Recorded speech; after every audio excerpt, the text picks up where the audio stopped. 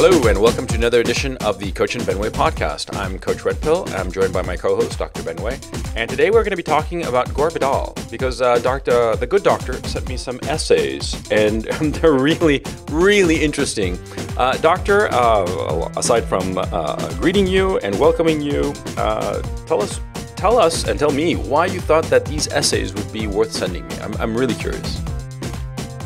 Well, I think I came across them. Well, first off, it's not like I suddenly discovered Gore Vidal and says, "Ooh, this is an interesting guy." No, I've been aware of him for years, well over a decade, probably more so than that.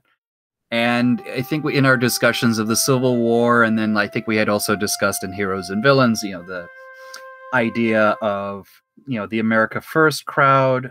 Was it really a hero? And I talked about some of the people there. Gore Vidal came up. So I was in the mood to look for some of his choice essays where he talked about America being an empire, what that ultimately means. And I came across a few choice pieces written the year I was born, 1986, and I was surprised for a few things. One, I was surprised how on the money he is with a number of hot button issues for our crowd and taking the positions that I think our crowd would generally like in the most part.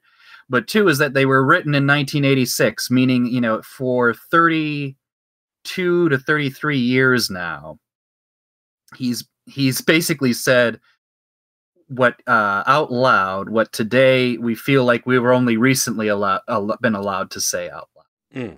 Yeah. Which was very entertaining to me. Yeah. Not the least of which, I think some people are probably aware that he obviously thought America was an empire. That's not a shock. He was clearly articulated, and he's been doing this, or had been doing it until he died, that the neoconservatives were not to be trusted. They were almost like an outsider influence on the United States. Yeah. Well, what I don't think people really realize, it certainly wasn't mentioned or wasn't brought up in good company until he died, was the degree to which he actually thought it was necessary and proper for white people to band together to protect themselves against a growing Asiatic-influenced world and an Asiatic-led world, which was a very interesting surprise to me. Yeah, it was to me. Because he talks about, the essay we're talking about is called Requiem for the American Empire, which we'll leave in the description below, a link to it. And in it, he basically outlines how he thought that the American empire started. And he basically lays it at the feet of four people. Teddy Roosevelt, Brooks Adams, the historian, and the younger brother of Henry Adams, and whom Henry Adams considered, quote, mad but brilliant, and Senator Henry Cabot Lodge, Sr. Okay, you might recall the Henry Cabot Lodge of the Vietnam War, the ambassador to South Vietnam, but this is his grandfather, as a matter of fact. And then there was Alfred Thayer Mahan. Mahan or Mahan? I don't know how to pronounce the name, to tell you the truth. He wrote a very influential book, and in point of fact, in the 19th century, he was the preeminent American writer, and it was called Sea Power. It was basically analyzed how Great Britain had become an empire by way of sea power, marine power, naval power. And he analyzed the British Empire, and he took the lessons of the British Empire and thought that they could be applied to the United States. He essentially thought that the British Empire, because it was an island, it depended on its navy. Now, the fact that it was an island protected its borders. So it could devote more of its resources to developing a navy, and that navy could project military power anywhere on the globe. And he thought that the United States could do exactly the same thing because Mahan basically said that the United States was an island, and which is true if you think about it. And with easily or not easily defensible borders, but essentially very weak neighbors who had no real interest in invading the United States. And therefore, the United States could develop a navy to project its power globally, which is exactly what the United States has done over the past roughly century and a half.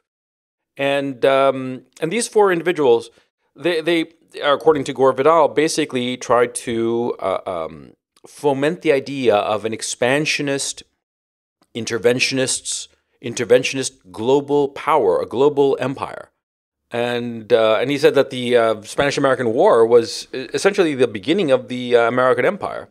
And Gore Vidal doesn't have quite clear ideas about economics. He claims that 1914 was when the UK ceased being an empire because it became a debtor nation.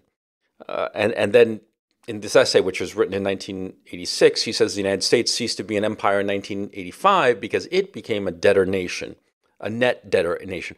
He doesn't have a clear sense of what debt means and the issues of finance and economics. So that's for another conversation. But it's very interesting the way he frames it, I thought. I mean, I'd never read the essay. My acquaintance with Gore Vidal was just really, his tiffs with Norman Mailer and William F. Buckley, really. I know that he is a substantial writer. I know that he is really sui generis in terms of just unclassifiable, not really being a liberal, not really being a conservative, though in some aspects he's not just merely neo-reactionary, but out and out bigoted, you could say. On the other hand, he's extraordinarily progressive about, gays and transsexuals and the whole shebang. Myra Breckinridge is quite the eye-opening novel. I have not read it myself, but I know enough about it to be able to say that. So yeah, I was aware of Gore Vidal, and I remember my parents read, I think, one of his historical novels, Lincoln, I think, Burr, that was the one that they had read. And they thought it was very good, but I just never got around to reading him. I liked his essays very much, and it makes me want to read his novels, to tell you the truth. Yeah, so I think Gore is actually very easy to understand, even though, yes, on a certain level, it's like, oh, he's partly liberal, seems partly reactionary, partly conservative. What the hell is this crazy guy? I think the easiest way to understand him is to say he's an American, or not even necessarily just American. He's an aristocrat. Yeah. He is from the Gore family, of which a distant relative is Albert Gore, our former vice president, who's now an Oscar winner. Good to him. And isn't he a Nobel Peace Prize winner too? I forget if he is on that one. Probably. I think so. Yeah. But needless to say, there is a kind of frisson or kind of, caution to the wind attitude one is afforded when you're in that position. So he doesn't have. Hang on. I beg to differ on that. Okay, on the following count. I would have agreed with you earlier, but now a little bit older, I realize that he's the one who brings that up. Okay, he brings that up a lot. I mean, Gore Vidal does, and I think that it's a defense mechanism. Okay, and he's trying to do several things at the same time with that. I think that, I'm reading him like, how could I put it? In my own background is very similar to his in many respects. And I got to tell you that the guy was saying that in order to prop up his bona fides as being aristocratic. It was important to him, especially because a lot of people who are not déclassés, but are who have slid into genteel poverty, as Gore Vidal's parents had, they latch on to their identity of being aristocratic more ferally than when they had money or when the family had money. Okay, number one. And number two, I think that he was self-consciously throwing bombs, sort of like in a sense of getting attention to himself and maintaining relevance, even though the bombs he was throwing were accurate. I mean, what he says is true, but I question his motivation, basically. I question his motivation and his whole, the whole persona that he projected. Okay, I sort of like see through it, but that's my. You can take my analysis, my inferences as you will, because they're just inferences and speculations. They're not actual things that I can prove or demonstrate, and I don't think anybody can prove them. But that's my vibe about the guy. Okay, sorry for everything. To a certain extent, his motivation is sort of irrelevant on that front. I think it's very clear to me that he doesn't have the middle class morality about him. Well, he desperately wants to avoid it. Whether he wants to avoid it or not really doesn't matter to the question of whether or not he doesn't have it. He clearly doesn't have it, or didn't have it, I should say. And I think there's a certain I actually degree think he to which did. there's a certain degree to which he really is, his attitudes represent a kind of noblesse oblige that in America no longer really has so much relevance. He's the wasp of wasps, and yet he is not really in a position to rule. He wanted to. Oh yeah, I think he really wanted to be a politician, but to a certain extent, he also had the "I don't really give a shit" attitude. By that I mean he doesn't want to do all the real games you have to play in order to make nice with people, and the games that you have to play to make nice with people on that level, whether you like it or not, is a middle class conception. It's about getting ahead, making schmoozing. You gotta get people to like you in order to get to your position, as opposed to the aristocratic attitude, which is fuck you, I already have it, you listen to me. You could tell based on how he discusses the United States, he's like, it's neither a democracy nor a monarchy. It is an oligarchy. He sometimes uses that for criticism, but he's also looking at it fondly, of the time when the people with the most stake in the game were running things and had a certain degree of that revolutionary spirit of reason and liberalism about them. He still fundamentally is a liberal to me, but a really kind of antiquated liberal. And all of his laments about the state of America, you could tell it based on everything he says is, I want that old republic back. Yeah, Anything pre-Jackson is pretty much what he wants. Yeah, he wants pre-Jackson, pre-Andrew Jackson. Yeah. You can fairly pretty much see that. I would agree with that. I questioned the guy. I think that the guy was shifty. Okay, on a personal level, and I can see why he would have been rejected by his class. Certainly. Well, for sure. I've long said he was a catty bitch. Yeah, especially near the end. I think his fallout with a few people came across as petty more so than intellectually based. Oh yeah. But the fact that he's petty means he's in a position where he can get away with being petty. Middle class people don't get away with being petty that much. Or very isolated former aristocrats. And I think that was his position. He was an extremely isolated individual from his own class. And I think that he resented his own class very much because of it. Okay. Yeah, well, I think he resented... he resented everybody. He resented everybody. I think he resented the state of his country more than anything else. And you could smell it. I mean, I really mean the term smell it in everything he wrote. Well, I have to admit, I view him as an interesting character, okay? As if he were, reading his life as a fiction. I think that he's an interesting character. I think that he was filled with contradictions. I think that his natural demeanor, especially in his youth, must have put off the people of his class very badly. His obvious homosexuality. Because you can see it in the pictures. Just glancing at him, you can tell. And he must have been incredibly off-putting to his own class, and that must have caused a resentment that he was, if not outright rejected by his class, but then at least held at arm's length. Okay.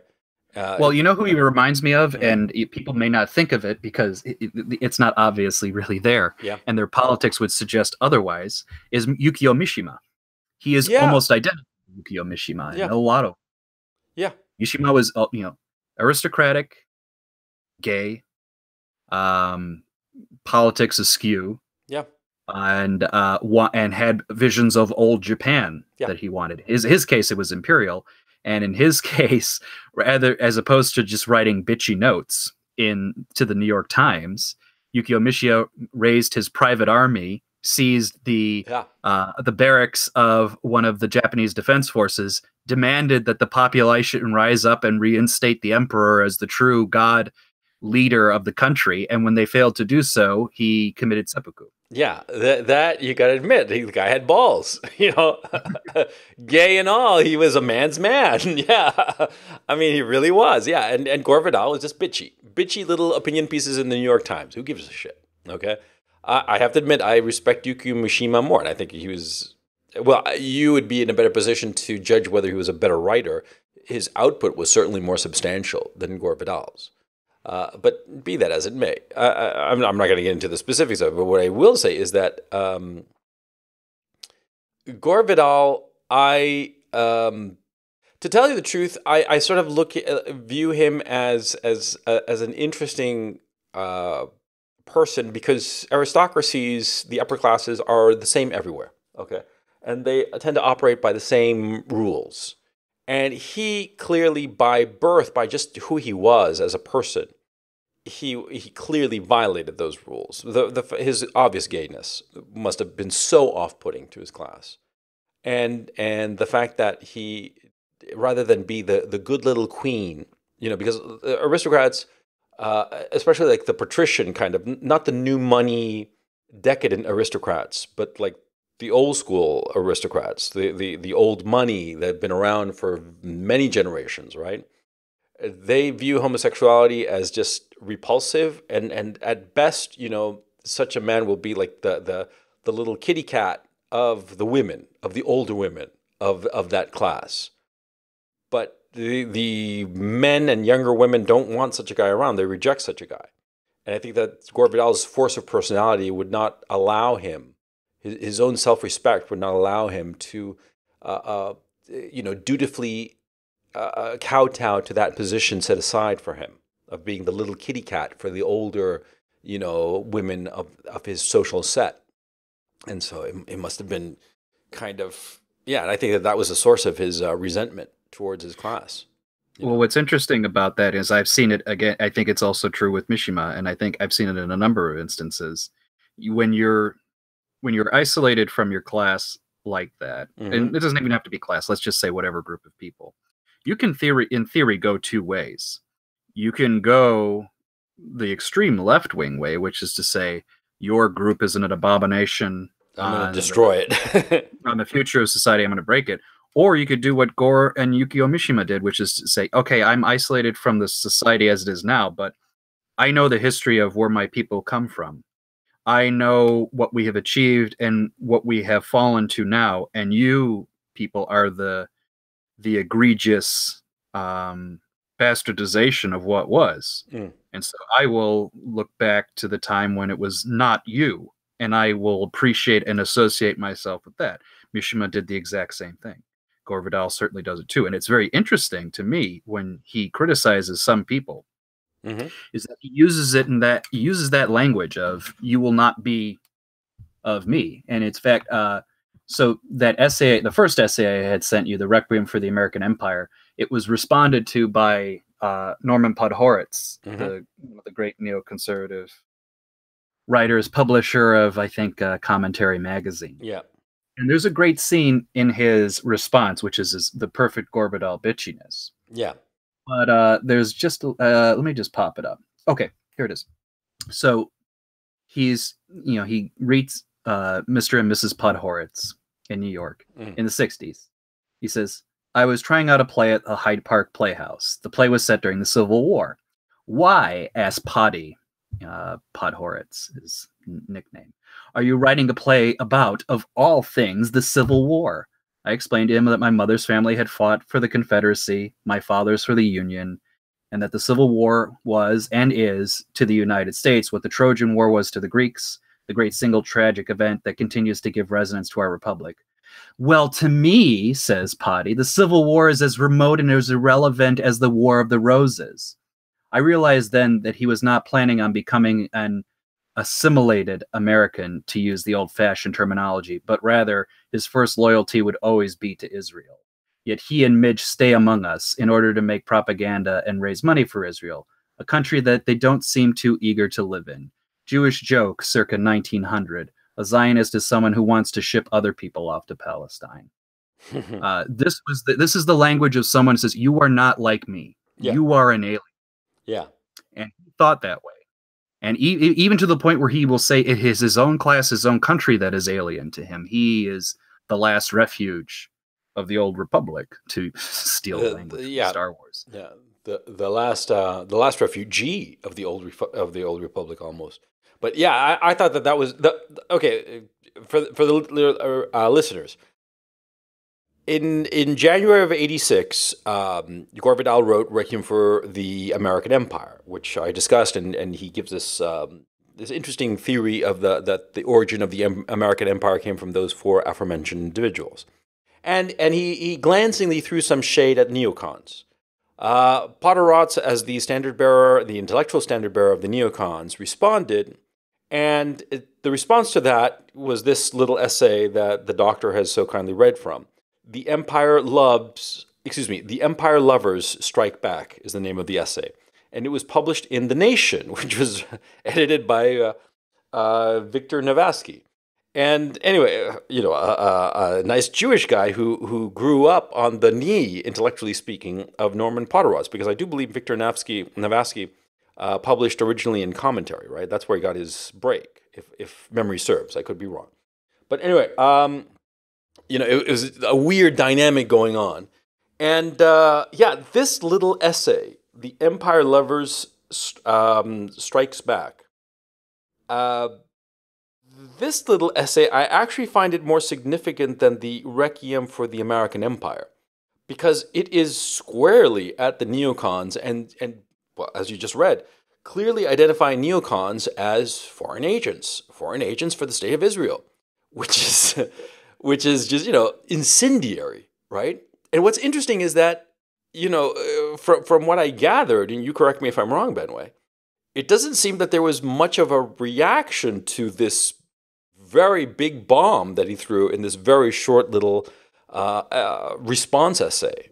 Or was there a lot of response at the time?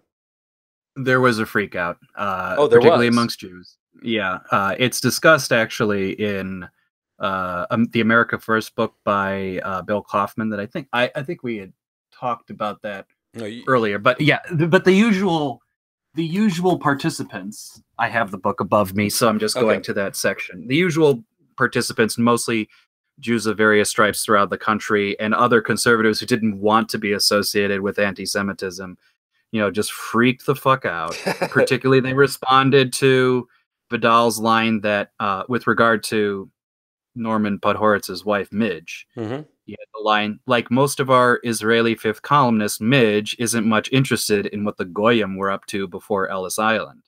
So a lot of people went, oh my God. Yeah, and he calls them fifth columnists. That's pretty remarkable. To me, the paragraph that stood out of this mini essay was the whole thing is maybe a dozen paragraphs, and maybe the eighth paragraph roughly. I'm just glancing here quickly. It begins, and I'll read it in full, this paragraph, because it's quite the incendiary paragraph. It's the one that made me sit up and take notice. Since spades may not be called spades in freedom's land, let me spell it all out. In order to get military and economic support for Israel, a small number of American Jews, who should know better, have made common cause with every sort of reactionary and anti-Semitic group in the United States, from the corridors of the Pentagon to the TV studios of the evangelical Jesus Christers. To show that their hearts are in the far right place, they call themselves neoconservatives, and attack the likes of Mailer and me, all in the interest of supporting the likes of Sharon and Israel, as opposed to the Peace Now Israelis, whom they disdain. There is real madness here. Mischief, too. Now that's pretty goddamn incendiary. I mean, that's just like dropping a bomb, a very big bomb, in the middle of a very crowded theater. That's the vibe I get from that particular paragraph. And yeah, he was clearly going out of his way. What's interesting to me, I read up the biography of Gore Vidal, and the Wikipedia page. Who are we kidding, right?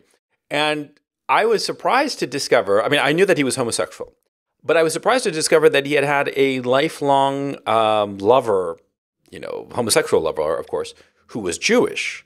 So that must have allowed him to be able to say a lot of things that the charge of anti-Semitism would be much harder to stick to him because of it, because of his private life, because he could point to it and say, how exactly am I anti-Semitic if I've been living with a Jewish, a homosexual for the past 30 odd years as of 1986, right, when this was published. I thought it was very interesting. Anyway. Well, I can't recall if he ever really brought up that element of his personal life, because he did have that patrician attitudes about things. Like he actually, for amongst other things, he actually didn't believe in gay politics. Yeah. He was against, he says, I'm in favor on libertarian grounds of legalizing what were back then called sodomy laws. But at the end of the day, he didn't think that anything like gay liberation was even a good idea. He thought it was just stupid gimmicks. Like a lot of gay guys actually did at the time. Those older gay men thought all of this was garbage. Yeah. And now we, turn around and it's all this bullshit that we have to deal with. Even the gay people at the time thought it was bullshit. Yeah. Always remember that.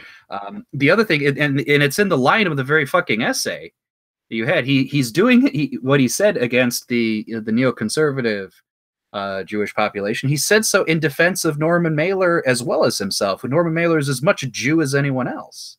Good point. So yeah, that's the other, the fucking humor here, and that's the thing.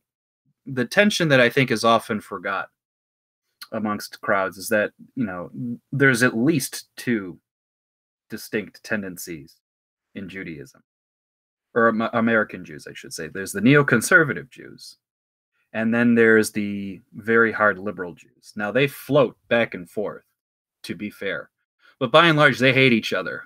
For long stretches of time, they fucking hate each other. A lot of liberal Jews actually hate the state of Israel as well. They're anti-Zionist, of which the famous one might be Noam Chomsky. Yeah, he thinks it's a fucking mistake, a disaster, and an unethical one.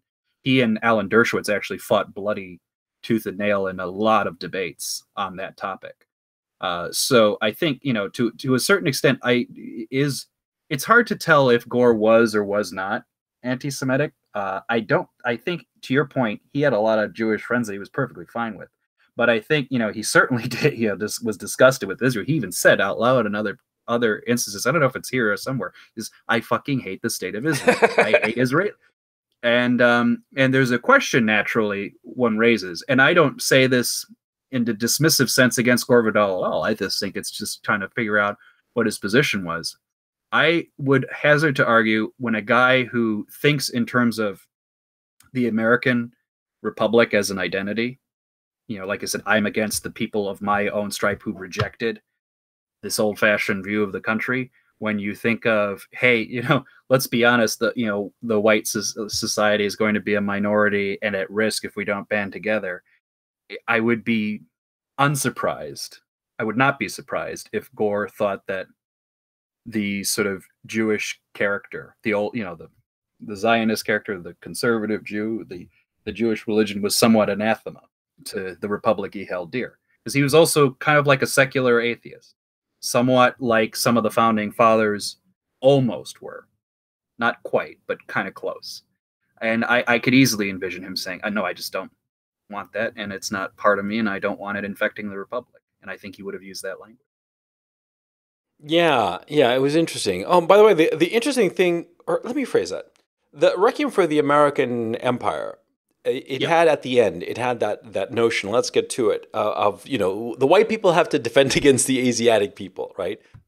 It seemed at that time, okay, if I'd read it in 1986, knowing the geopolitical situation at that time, and completely unaware that the Soviet Union would collapse into oblivion in just a few short years, I would have read what he said there, and just laughed out loud and thought that this guy's an idiot. Okay, I mean, and to be fair, I think he got historically lucky that things turned his way.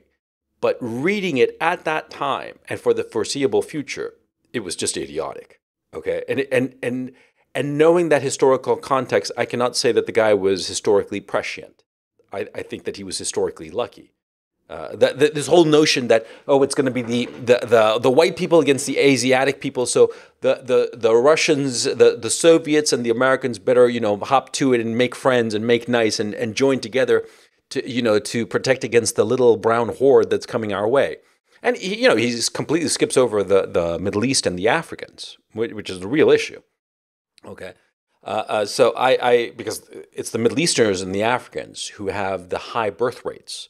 High birth rates, a product of the Bill and Melinda Gates Foundation and all the other Western aid that has decreased infant mortality rates in Africa and the Middle East. That's why we have this problem now. It didn't exist before. It's capitalism and the aid that capitalism has sent the way of these countries that has led to this booming population in these continents, in these areas, that's going to overwhelm the West, right? Well, it's overwhelming Europe now as we speak. So anyway, I think that he got historically lucky on that regard.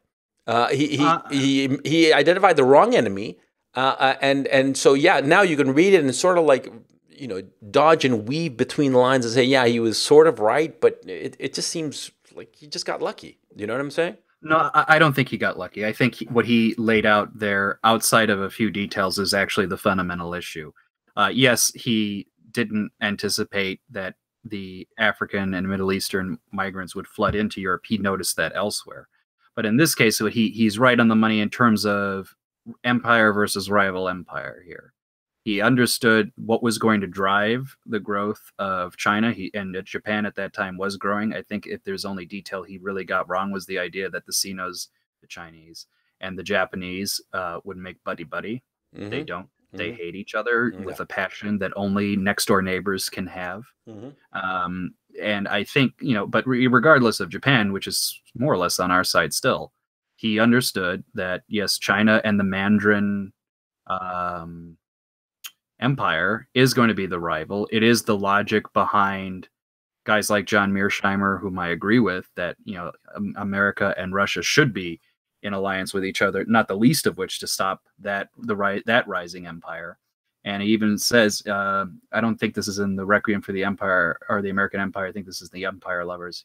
In regard to that essay, he said, my conclusion for America to survive economically in the coming Sino-Japanese world, an alliance with the Soviet Union is a necessity. After all, the white race is a minority race with many well-deserved enemies.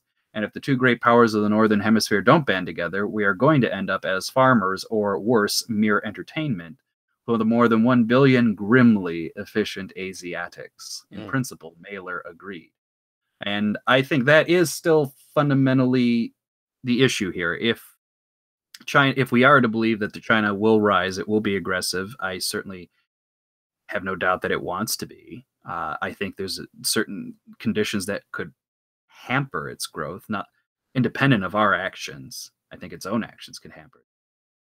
But it is going to be the big player, and they are already making investments and getting involved in Africa, the Middle East, what have you. Yeah, I think he was right to worry about them, and I think the evidence proved it out, and I don't think he just got lucky. Well, my thinking about China is that the more I look into the China situation, the more I stop viewing it as most people do outside of China. They view it as monolithic, as like this vast thing.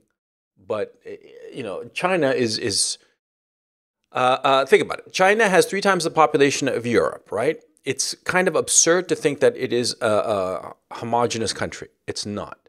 It is a heterogeneous country that lots of different factions within it hate each other's guts. And the prosperity that has happened over the last 30-odd years is not accidental, but it is the confluence of certain animosities being sublimated for the sake of expediency, for the sake of making some money now and trying to get out of the shithole we were living in, as it were, right?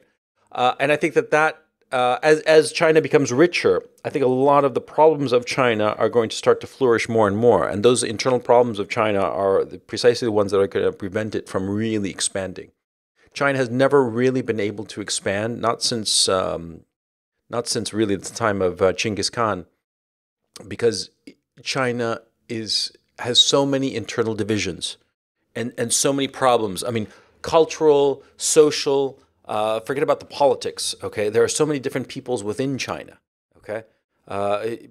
You look at Europe and you look at the European peninsula, and it's a small thing, okay? I mean, the European peninsula is tiny when compared to China, when compared to Asia. And the divisions between Europe, it's just like the same divisions as Europe as you have between the Germans and the French and the Dutch and the Belgians and the Swiss and the Italians and so on and so forth, right? All those divisions, triple them. That's what you have in China, okay? So that notion that China is this encroaching power, Yeah, the Chinese Communist Party, which is nominally in control at this point in time, wants to project that aura, but the reality is different. And I think the ultimate issue is going to be food, as always, because in China, at the end of the day, it's always about food and the inability to feed its population. That's why they're so desperate to get the farmlands in Africa and Ukraine, in order to feed all their people. But I think also the problem is that the prosperity that it has happened in China, it's so poorly distributed that it's creating problems now that are going to be flourishing soon, especially if there's like a downturn. So I don't see China as that. That's the really, I think, the only division in China that's worth it, that's actually meaningful. The ethnic divisions are not sufficiently strong enough to really drive the nation in any dramatically conflicting way. It's the conflict between the coast and the interior. Mm-hmm. Interior is poor as it's ever been poor. Mm-hmm. The economic development hasn't reached them. They need passports to get to the coast. Yeah. In order to control the population movement. That certainly can be a source of problems for China, particularly because there are rural revolts like every 20 minutes. Yeah. To a certain extent. That being said, it hasn't hampered the Chinese state as of yet.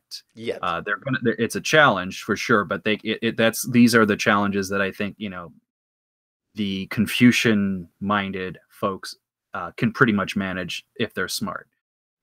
But that doesn't nearly negate the fact that China will become an aggressive, and has been, an aggressive foreign power, not militarily yet, but certainly economically. And that was Vidal's point, is that he knew that the economic might preceded military might. But that's not exactly the most profound insight ever. Okay. Well, no, you dismiss it, but I think people, it's easy to dismiss, but I rarely see people notice it in a material way that they actually can act on it. The fact that that was the point of Gore Vidal's attitude and why he said the American empire was from this period to this period. He isn't necessarily just saying the empire as such. He's saying, in that sort of growth, for lack of a better term, the growth sort of upward momentum period. It isn't really until they start engaging in military interventionism that shit kind of is going to hit the fan. So China has been playing its cards to a certain extent, waiting to have to really get ramped up and try to avoid quagmires in the war. They're just trying to play, I think, a number of sides off each other, and where no one's looking, try to make some money.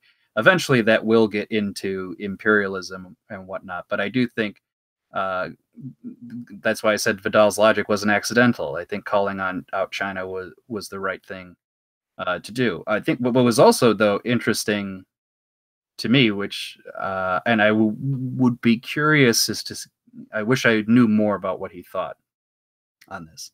If he thought all of the Northern Hemisphere white countries could band together, presumably he thought that there was enough cohesion amongst them to merit that. And I wonder what he thought that was, because it wasn't clear from a discussion, other than the fact that we're white. And I presume there's some degree of culture there. But as anybody who lives in Europe can tell you, that not everybody gets along. Though being white alone isn't sufficient grounds for union. Hence the European Union interesting project. Funny, they're going the opposite route to solve that, as opposed to trying to make it more ethnically homogenous. But that's neither here nor there. I'm just curious to know what he thought would hold it together. No, I don't have any insight as to that. How can I put it? There's something about him that bothers me. By the way, I think that he's a wonderful writer. I mean, it's a pleasure to read his essays. It's just a pleasure reading them. Just so well written, and just irrespective of what he's saying, which is coherent and cohesive and thoughtful. I mean, it's not half-assed. Okay, he's not blue skying. Although that part I just didn't agree with. Okay, but he's a thoughtful guy, especially when he goes to the history part.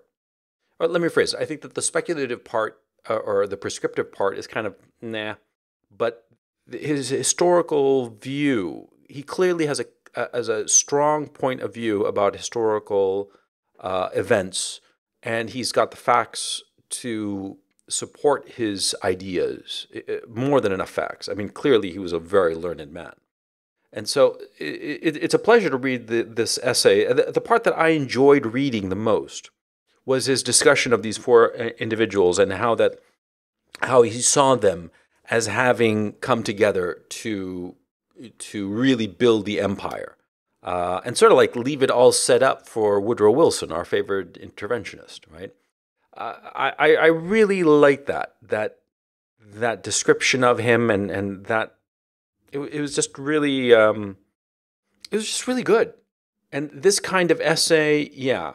What was funny was, by the way, of the things that you sent me, was the third one.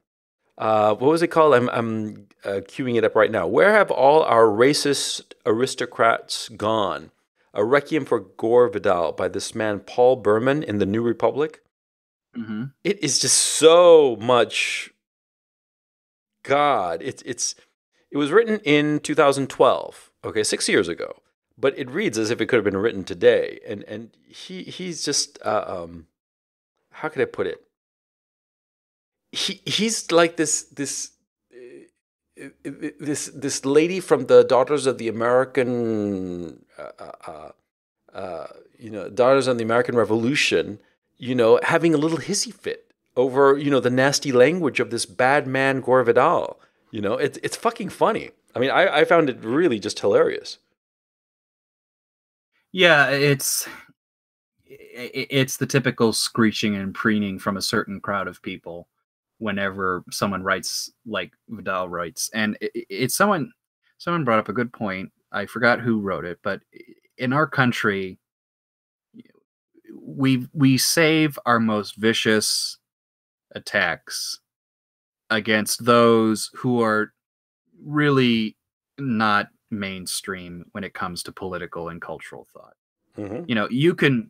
You could, and I think Trump is the great example of this, and the best case I could think of is we live in a country where we think John McCain is a pillar of moral excellence, the man who never saw a war he didn't like, a man who will literally throw bombs on whoever he can come across. Mm. He thinks he's projecting American democracy, but he's the pillar of moral courage against Trump, who uses words like pussy and grabbing in the same sentence. Mm. This is nonsense. This is a joke.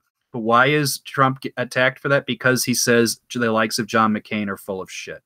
Yeah, because they are. And it's not just and Gore Vidal is in this tradition.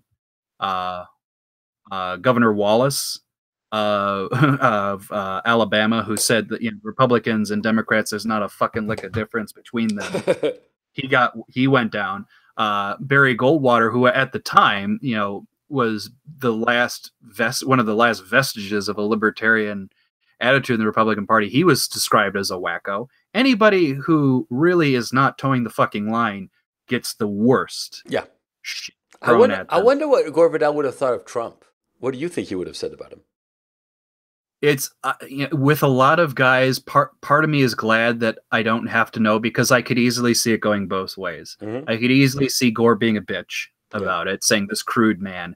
But I think part of me thinks Vidal would have said, yeah, he's a crude man and a bitch, but let's be honest here about the realities of the American political experiment. I think he would have agreed with Trump on a number of things. And if he didn't, he would have contradicted himself. So, when Trump famously said in that interview, I forget with whom, where they were talking about America and the world is full of bad people. And he says, hey, the world's full of bad people. We all do bad things. You basically agreed with Vidal. We're nasty fuckers too. Yeah. When we have to be.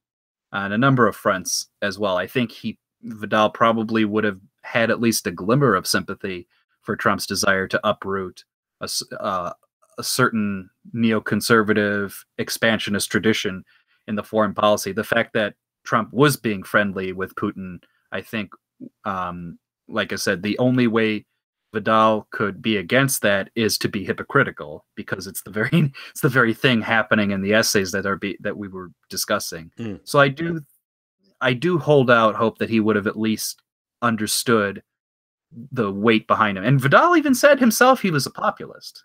Mm-hmm. His grandfather was a populist, the politician, Mm-hmm. Senator Gore. Mm-hmm. He described himself as a populist. If you look at what he talks about, very populist. There was even a quote I posted on Twitter where he more or less said, "Yeah, in theory, there's enough space in Norway for all these Somalis to live there, but why would they want them there? Why should they? It's If you only knew, self-preservation." yeah. If you only knew, yeah, yeah. But I'm curious myself about the reaction of certain people to Trump. Oh, by the way, about Norman Mailer is one of the reactions I'm interested in. By the way, I was surprised that I had understood that Norman Mailer and Gore Vidal had, literally butted heads. Norman Mailer had butted him in the green room of some show that they were on the Dick Cavett show that they were gonna be on. Oh, wasn't it? Yes. Yeah, I remember the Dick Cavett show that Norman Mailer was clearly drunk and he was basically physically threatening Gore Vidal, which I thought was kind of absurd, to tell you the truth. I mean, I was, well, that was the one time where Cavett got hot under the collar because Cavett was you could tell that Mailer was drunk and pissy. He probably felt like everyone was ganging up on him, and Mailer had a comment to Cavett that Cavett was saying this, trying to be cute and edgy, and then Mailer responded with after a quip that Cavett didn't get. He says, "Why don't you just read your questions you wrote?" In other words, trying to suggest that Cavett wasn't clever enough to do anything that wasn't written, which got to Cavett. Sure. And it's one time I've ever seen Cavett lose his shit. We basically went to Norman Mailer and said, "Why don't you fold it 5 ways and stick it where the sun don't shine?" Yeah. Which is as nasty as that was the exact quote. I may have forgot the number of foldings, but yeah, that was the quote, and it's live on air. You could find this on YouTube very easily. Yeah. They got pissy, but I think that fight between them resolved itself. That fight always came across to me as a period of rivalry between the two of them. The famous headbutting incident, like I said, I don't know if it was that episode of the Dick Cavett show, another, or in some other context, but they got into a fight backstage. Norman Mailer headbutted Gore Vidal. The story I heard, which I really want to be true, is Vidal goes down on the ground. He's bleeding a little bit, but smiles, looks up at Norman and says, "Words fail Norman Mailer yet again." yeah, that was a great line. Yeah, I don't know if he said it from the floor or wrote it out later. It doesn't matter. It's a great line. No, what I found funny, of course. I mean, I have to admit, the older I get, the more I despise Norman Mailer. Okay, I mean, I really just despise him, and I think he was just a social climber. And the vibe I get was that he was friends with Gore Vidal just because of his desire to be closer to what he considered or thought of as WASP aristocracy. I just find him laughable because I suppose I always have disdain for social climbers. Social climbers and people who are so nakedly social climbing. Okay. And will hang out with people that potentially they disdain or ought to disdain for various principled reasons, but whom they decide to be friends with in order to advance their social cause. And that's the vibe I get off of Norman Mailer. I really do. It's really funny. I'm 50 now, and I hadn't, until you and I started doing these podcasts, I hadn't really thought of Norman Mailer in years, decades, maybe. I went through a Norman Mailer phase like in my 20s. I remember reading the Executioner songs. Well, we discussed it in the Great White Narcissist episode.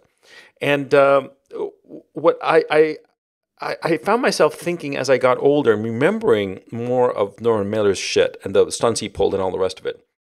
He was just a social climber. He was a hedonist who at the same time wanted social cachet. And I think that he calculated that the social cachet would improve his work, the estimation of his work, and his work could serve as a entry point into a higher social class that he desired to belong to. The way he spoke, the fact that he so cleverly and astutely and relentlessly downplayed his Jewish origin, because he did. I find it, that kind of social climbing, I find it both laughable and contemptible. I find men who find that interesting or find that important, rather. I find men who find that important to be trivial individuals whom I do not want to be associated with. And his friendship with Gore Vidal, it's social climbing. I just find it just ick. I think in the grand scheme of things, it's a hard thing for me to feel so viscerally negative towards. To me, I mean, it's not like Gore Vidal to me represents the pillar of moral anything. And I think the worst element. No, he just wanted to be around the last name. He just wanted to. That's the vibe. Of course, I mean, Gore Vidal must have been a fun guy. I mean, he must have been a hell of a lot of fun. You know, he must have been catty and fun as hell to shoot the shit with. I think Norman Mailer is probably the same thing. I look at him, and despite his faults, I see moments, not just in his writing, but in his, you know, kind of attitude of just things that I just, you know, elements of things I enjoy, or in some instances, kind of like respect the audacity. So, for example, there was in one of his books, I think it was like the book on I think it was called The Fight. I think it was the book he wrote on the oh God, who are the fighters? Muhammad Ali versus George Foreman. Yeah, I think. And there's a passage in the book where he writes about himself, obviously, and I think he talks about he's at a bar somewhere, and Sonny Liston is there, and Sonny Liston being one of the great fighters, and this was when Mailer was, you know, really puffing himself up as like, I'm going to be a tough guy here, obviously somewhat jokingly, but he goes in front of, you know, Sonny Liston and kind of challenges him to a fight, and he literally puts it up, and he goes, and it's one of the funniest moments I've ever read. He's like, and I'm up there and I'm ready to fight, and I could sense a flicker of fear in Liston's eye. And it's like that. I just love that shit. That sort of like, you are ridiculous, but your confidence makes me like you. And there are moments like that which are human, which I love in people. Yeah, but it's self-deception. It's the worst of humanity. It's not something noble and decent. It's something laughable and pathetic. No, I think that's the attitude of someone who really needs to have who really has the hose up their ass, and they really need to feel high and mighty. I see that as just fundamentally, look, humans do crazy things. The fact that one would even have the audacity to do that, suggests that, you know, is confident. I mean, that's entertaining to me, not just like in an ironic sense. I just like, you know what, you had the courage to think that you could fight Sonny Liston. Yeah. God bless you. I'm sorry. It's that kind of lack of self-awareness. I find it just, I don't know. I can't. Well, I think that's the attitude you've kind of expressed is fundamentally I would say the conservative attitude, which is there is a place of which everybody is forever bound and they can never escape. The audacity, as absurd as it is, a moment of absurdity sometimes, you know, releases and frees a person to escape from where they're forced to be and into where they could be. And so even if it's laughable in Mailer's example, you know, I think, you know, it speaks something about that human attitude of scraping by and something. It's funny because you also had said in earlier episodes, one of the things you don't like is stagnancy. No, I don't. People, and you have to. Well, that madness, that act of absurdity. No, it does. You know, I'm sorry, you're dismissing one of the fundamental elements to avoid stagnancy. Wait, hang on. The part of him challenging Sonny Liston, okay? Let's assume that at the time it was taken in seriously by both. Okay, that is fine. It's him writing and saying idiotically later that, oh, I sensed a flicker of fear. Come on. No, that's humor. That is a man who recognized the absurdity of the situation. No, that's a man who bought his own bullshit. No. There are other moments when Mailer buys his own bullshit. That's not one. I honestly, yeah, I remember reading that. He bought his own bullshit. I forget where that was, by the way, but I remember reading that encounter and him saying that. Yeah, I had forgotten. Where did I read that? It was it in. I think it was The Fight or whatever that book about. Well, I also had that collection of his, you know, in our time, and I read a lot of that collection. Was it like an anthology selections? It was actually personally signed by him. He went and signed every single copy of that godforsaken book. It was, you know, thousands and thousands of copies, and he personally signed every one of them. And I have one of those copies. I don't know if it's going to be potentially valuable later on, but who cares? I mean, it's I'm not into book collecting anymore. But I think it happens so often that you have to kind of appreciate the fact that this guy, whether there's a knowingly dissecting of his ego. One of the other books of his I have, which is I just love reading it because it fills me with shits and giggles, is his Prisoner of Sex book, and that book starts out with the notion that he heard a rumor that he was going to win the Nobel Prize for Literature. And it starts out with him like thinking about what he's going to say and all of his commentary. And when he realizes, he's not getting it, he gets into this tirade of how he's pissed off. That's a self-aware person when you're writing that book. I know you are self-aware when you're writing that shit. So he does it so often, and it does it so humorously that you begin to sense he's in on the joke. I'm not so sure. I'm not so sure. I think that you give him too much credit. I think that sometimes he just bought his own brand of bullshit. Lots of times. And I think that's why Gore Vidal probably thought he was sort of laughable. Okay. Well, funny you had mentioned that, as I said, as I had suspected earlier, when Gore has such a strong sense of American identity, and we talked about how the certain elements of Jewish identity didn't seem to fit squarely with that, one begins to wonder, Mailer, the self-aggrandizing rising Jew, is that kind of like the infectious outside influence that he was trying to kind of brush away?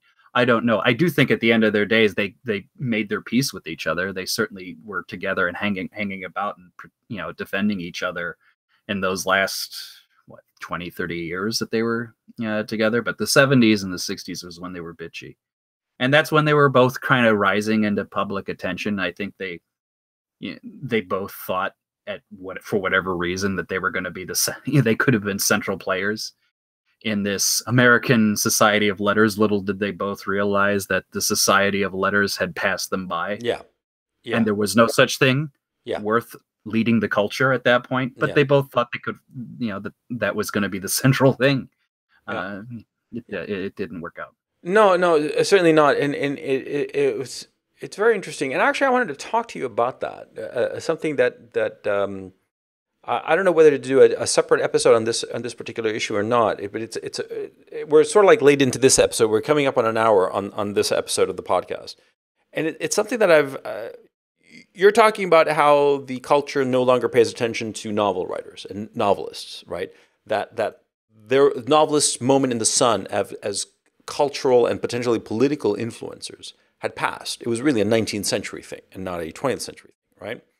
And as of late, I've been thinking a lot about art because something happened in YouTube that YouTube now has this ability that if you film a video in a vertical aspect ratio as opposed to a horizontal one, when you play it on a telephone, it will play in the correct aspect ratio and the correct orientation. Okay. So potentially you can record because the problem, of course, is that so many people, when they record video on their cell phone cameras, they hold the cell phone vertically. And so the image is vertical. And so when you replay it, a lot of times what happens is that you have these two very large black spots on the side when you replay it on a computer or your phone. And there's no way to reorient it so that you eliminate those black bars and you can see it fully on the screen. Well, YouTube solved that problem. And Snapchat has also done the same because it's allowing videos now. And they prefer square videos or vertical videos, right? And so I've been experimenting with vertical videos. And there are a lot of interesting things that you can do with vertical videos, as a matter of fact. I mean, really interesting things. You know that a lot of that tiling that filmmakers used to do in the 60s and 70s, late 60s and early 70s when they discovered how to do tiling, right? Or figured out how to do it effectively in film. I'm thinking of like the Thomas Crown Affair and that great tiling sequence where you see all the destinies of all the thieves of the job, right? And where they all went, right?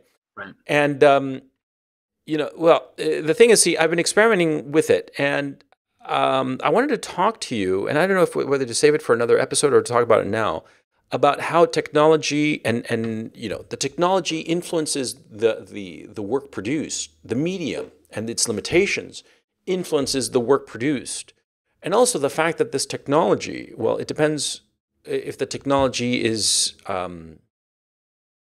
fashionable, if you will. Because in the 19th century, the technology of the book was fashionable. And then in the early 20th century, up through the Second World War, there was the mass market paperback. And that technology was fashionable. Fashionable not in the sense of haute couture, but of that people wanted it. It was popular. But I don't want to say popular. It was more like people were doing it, okay? Because a lot of times something can be popular but doesn't have that much of a... Well, I don't know if I'm making a distinction with no meaning between popular and... No, it is. So the technology absolutely influences the art and the structure of it. Yeah. This is going to require its own discussion, but I would say one of the best examples of that I can give is film and the concept of editing. Yeah. So, when the Soviet filmmaker Eisenstein and a few others realized that they wanted to make certain kinds of narrative films doing certain kinds of things, the limitation with time, but simultaneously, trying to communicate their political messages, they realized that the technology of taking this bit of film plus this bit of film equals is the equivalent of 1 + 1 = 3. They then, created the notion of what we call montage now.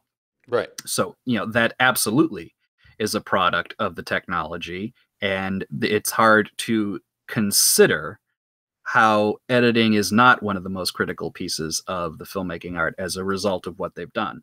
It's the technology that does it. That's just the most recent, not the most recent, but a recent example that I can give, and certainly a big one. Yeah. There are others down the road that we can certainly get into, but they will definitely be a conversation that it's a separate conversation. Careens into separate detail. Yeah, it's something else. Because, to tidy up the issue of Gore Vidal and the JQ, essentially, that's what we launched in this episode.